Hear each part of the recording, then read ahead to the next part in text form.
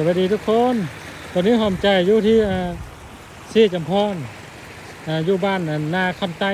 เมืองอาจจะพังทองเนาะตอนนี้สิข้ามไปบ้านดงกึ่มพี่น้องมาเห็นซี่เป็นซี่จำพรเด้อ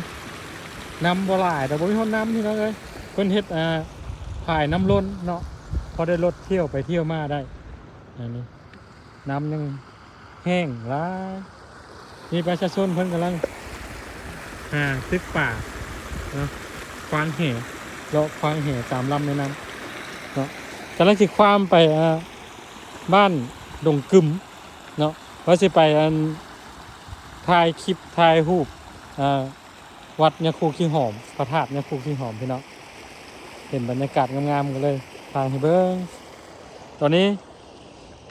ค่ำลงแรงเลยพี่น้องประมาณ5 โมง